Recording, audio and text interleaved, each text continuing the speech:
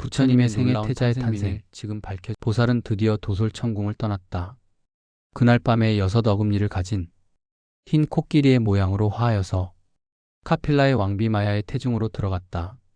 한편 마야 왕비는 신기한 꿈을 꾸었다. 6개의 이를 가진 흰 코끼리가 왕후의 오른편 옆구리로 들어왔고 자신이 하늘에 날아올랐으며 높은 산 위에서 많은 사람들에게 둘러싸여서 절을 받는 꿈이었다. 보살이 모태에 들어간 후로는 보살과 그 어머니를 지키기 위하여 4사람의 천사가 손에 칼을 잡고 항상 곁을 따랐다.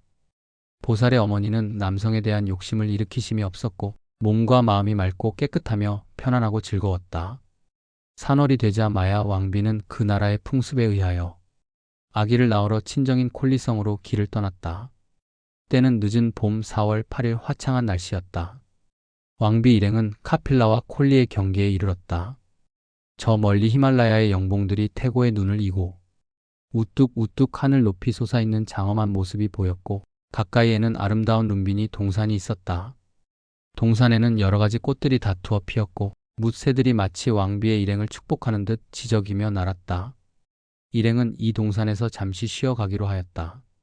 마침 가까이에 무수나무가 시원한 그늘을 들이우며 가지를 내려뜨리고 있었다.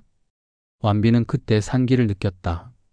왼손으로 무수나무 가지를 잡고 오른편 옆구리로 아기를 낳았다. 신들의 도움으로 고통은 없었다. 이렇게 탄생된 태자는 곧 일어서서 7걸음을 걸었다. 그리고 손으로는 하늘과 땅을 가리키면서 하늘 위에나 하늘 아래나 오직 내가 근엄하다고 외쳤다. 이때 천지가 크게 진동하고 삼천대천 세계가 모두 환하게 밝았다. 제석천과 범천은 그 권속인 하늘, 용, 귀신, 야차, 건달바, 아수라 등을 거느리고 와서 시위하였고 가라와 울가라 2용왕은 온수와 냉수를 알맞게 내려서 산모와 아기의 목욕을 시켰다. 하늘에서는 은은한 하늘 음악과 아울러 꽃비가 내리고 온 누리의 향기가 가득하였다. 이렇게 탄생된 태자가 뒤에 임금의 자리를 버리고 출가수도하여 부처가 된 후 무수한 중생을 교화한 석가모니 부처님이시다. 지금으로부터 2500여 년 전의 일이다. 태자가 탄생한 지 5일 만에 왕자의 명명식이 거행되었다. 모든 일이 다 이루어지라는 뜻으로 왕자의 이름을 시다르타라고 지었다. 그러나 이때 뜻밖의 불행이 닥쳐왔다. 태자를 낳은 지 1해 만에 마야 왕비는 건강을 해쳐서 이 세상을 떠나고 말았다. 왕비는 목숨을 마친 후 곧 도리천상에 태어났다. 태자의 양육은 왕비의 동생인 마하파자파티가 맡게 되었다. 이모가 태자의 새어머니로 들어온 것이다. 이것은 그때 그곳의 풍습이었다. 왕은 이름난 점성가를 불러서 태자의 장례를 물었다. 태자의 얼굴을 본 점성가는 놀라면서 이렇게 말하였다. 태자는 뛰어난 위인의 상을 갖추셨습니다.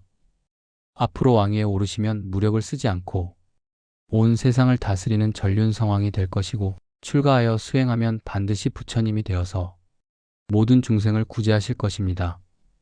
이 말을 들은 왕과 신하들은 모두 크게 기뻐하였다. 어느 날 아시타라는 선인이 이 카필라성으로 찾아왔다. 그는 히말라야의 깊숙한 곳에서 세간과 인연을 끊고 수도에만 전념하고 있었는데 하루는 부처님이 세상에 출현하셨다고 외치는 천신의 소리를 들었다. 이에 놀란 그는 곧 천안으로 관찰하여 카필라의 왕궁에 태자가 탄생하였음을 알았다. 선인은 태자를 보고자 하여 멀리 왕궁을 찾아온 것이었다. 덕망이 높은 아시타 선인이 찾아온 것을 기뻐한 왕은 그에게 태자를 보였다. 100살도 훨씬 넘어 백발이 성성한 선인은 태자를 팔에 안고 그 얼굴을 유심히 살피었다. 곁에 있던 모든 사람들은 숨을 죽이고 그 모양을 지켜보았다. 그런데 한동안 말없이 태자의 얼굴만을 보고 있던 선인의 눈에서 갑자기 눈물이 흘렀다. 왕을 비롯하여 그 자리에 있던 사람들은 모두 불길한 예감이 들었다. 왕은 참다 못하여 선인에게 물었다. 선인께서는 어찌하여 태자의 상을 보고 눈물을 흘리십니까? 숨김없이 그 까닭을 말씀해 주십시오. 그제서야 선인은 입을 열었다. 대왕님, 황송하옵니다. 그러나 조금도 염려하지 마옵소서.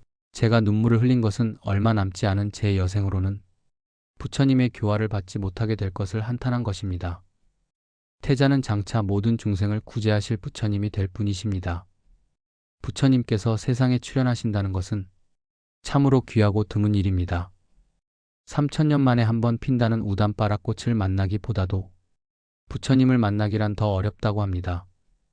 그러나 저는 이제 너무도 늙었습니다. 태자가 도를 이루어 부처님이 되실 때까지 살지 못할 몸입니다. 그래서 스스로 슬퍼져서 저도 모르게 눈물이 흐른 것입니다.